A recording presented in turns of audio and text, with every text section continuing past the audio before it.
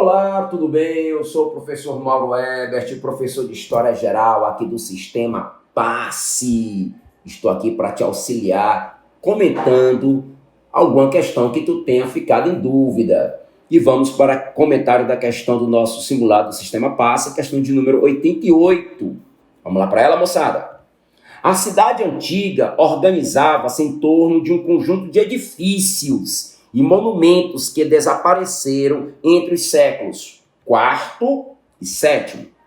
Fóruns, templos, pórticos, circo, teatro, estádio, termas. Durante muito tempo, as igrejas são os únicos monumentos nas cidades da Alta Idade Média e nas cidades episcopais, onde o bispo e o clero cristão mantêm uma certa vida urbana. O texto aponta para as igrejas como a grande atração da engenharia medieval ornando as cidades. O texto está falando disso. O texto mostra como que as cidades medievais, elas tinham nas igrejas a sua grande construção arquitetônica.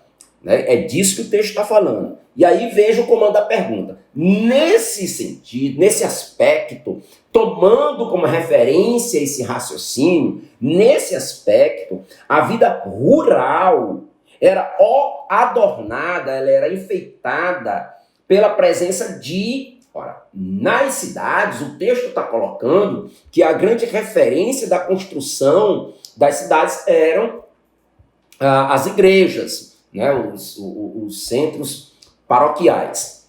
Porém, a pergunta quer saber no campo. No caso do campo, a engenharia medieval no campo destaca o quê?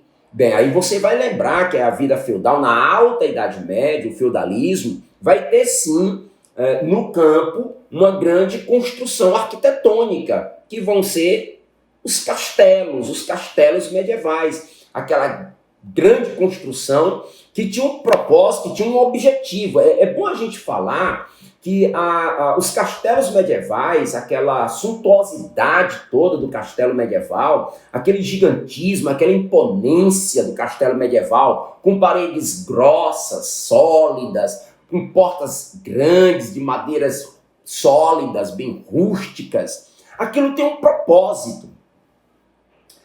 O castelo medieval, eles tinham seus muros muito altos, aquela solidez toda que ele demonstra, aquilo tem um propósito. Vamos lembrar que os castelos, na verdade, não é só a morada do nobre, mas o castelo ele dialoga com a função do nobre, que é a função da proteção. Então, esses castelos se destacam como sendo a grande construção arquitetônica, ornando o ambiente rural. Bacana? Então, a letra correta, a letra A, os castelos medievais. É isso, minha gente. Continue aqui ligado no Sistema PASSE.